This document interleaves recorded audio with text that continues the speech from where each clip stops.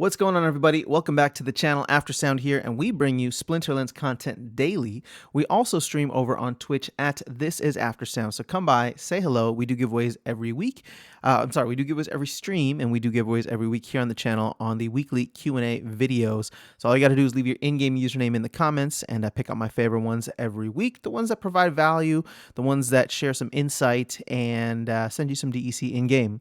Now, I was actually going to stream this morning on YouTube specifically, but the game is down right now. Ranked battles are still disabled for the moment, so I found myself browsing through the marketplace and figured I'd do a video just because I was gathering or collecting some thoughts on the summoner situation. Now, the summoners, again, I'm only looking at modern format, which is going to include Untamed, Dice, and Chaos Legion.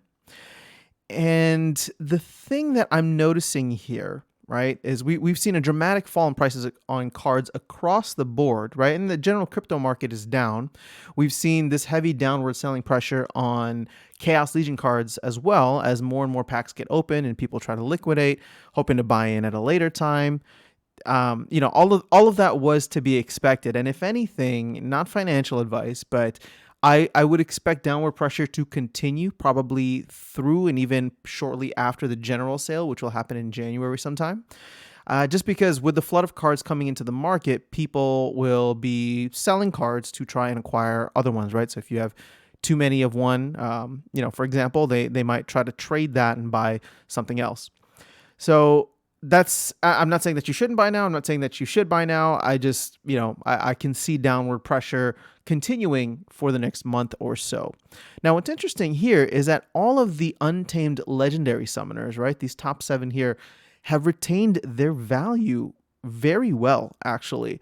Jotun is still almost $1,000. I think he did cross 1,000 for a little while over the past couple of weeks or before Chaos Legion released. And all the others are kind of sitting in the areas where, I'm not able to buy them. And I know most folks, this is probably going to apply to most people here.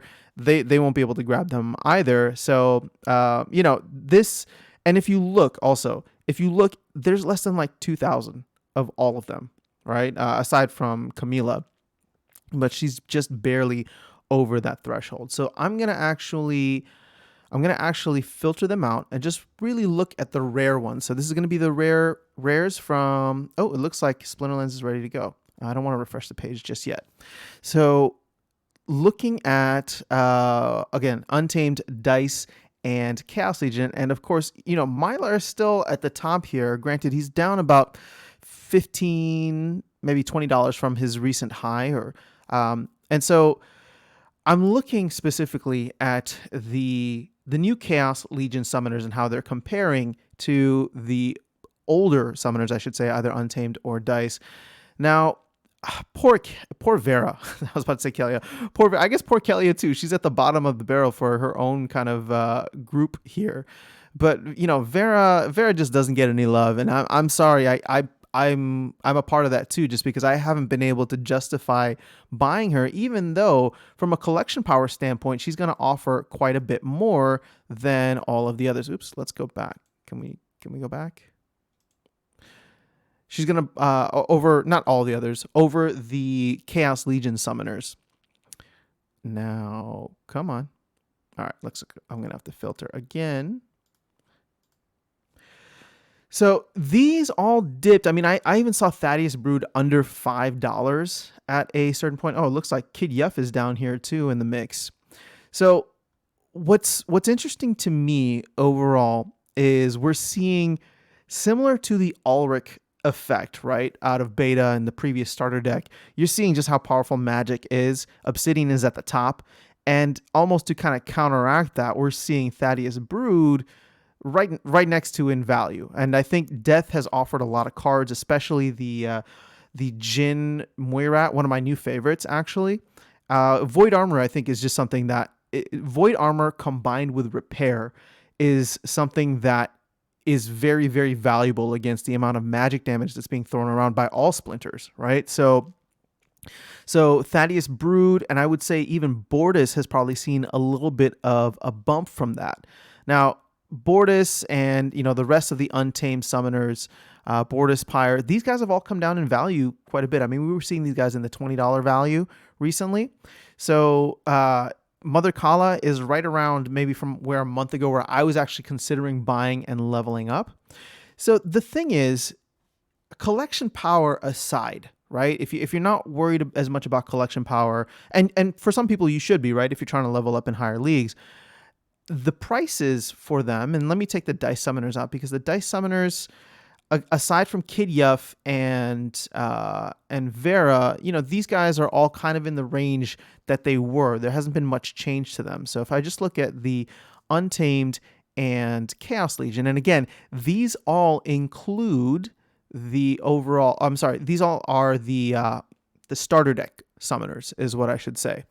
So looking at these and kind of across the board here, I would say it's actually surprising to a certain extent that all these cards are relatively equal, right? Like there's a $2 difference here, right, between General Sloan and Mother Kala, right? Less than $2 difference. And granted, over the course of, if you're going to max these cards out, it's 115 BCX. So that's a $200 difference if you're trying to max them out. But it's not as crazy as I thought it would be, right?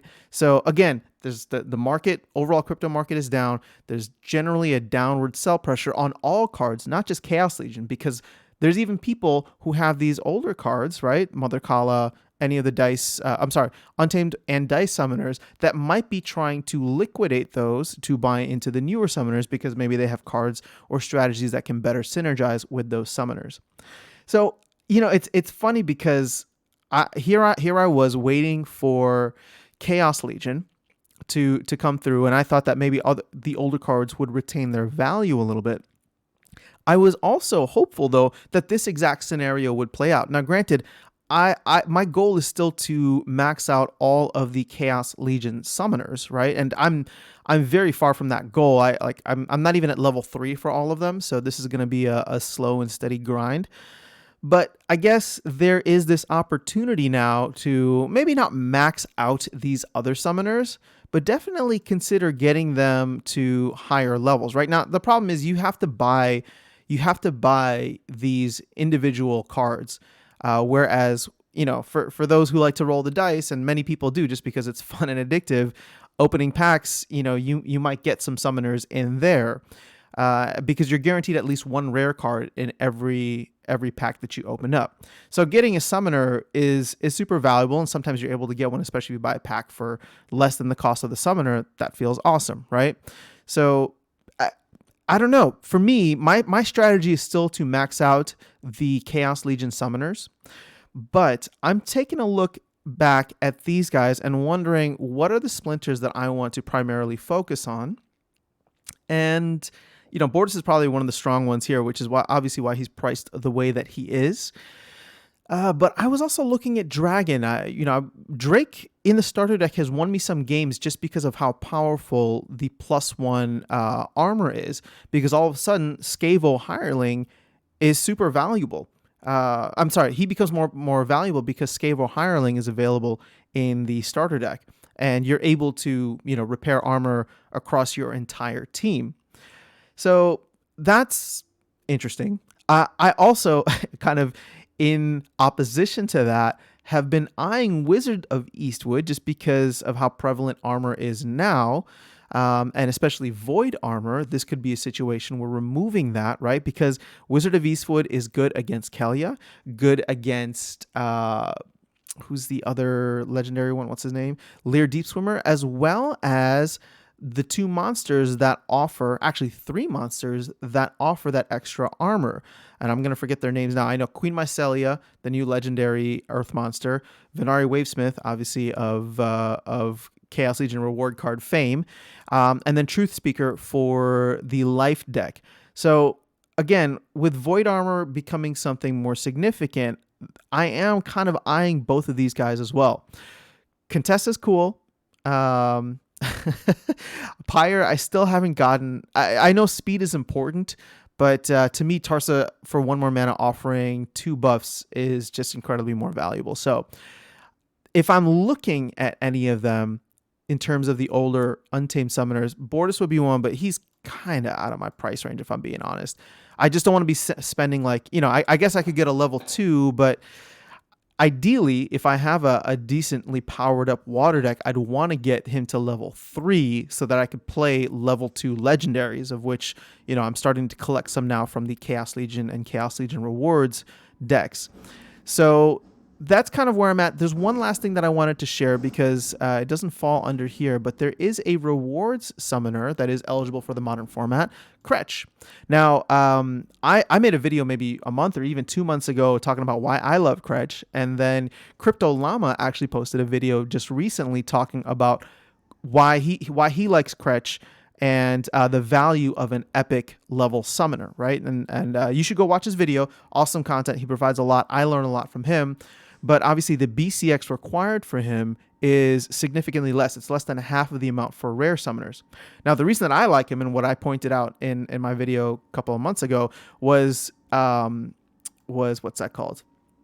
His abilities at bronze, or not his abilities, his advantages at bronze and gold, because he's able to play higher leveled rare cards at both of those levels. So he can be played at level 2, right? He can be played at level 2 for bronze, yet he can play a level 3 rare card, whereas both the rare and legendary summoners can only play level 2.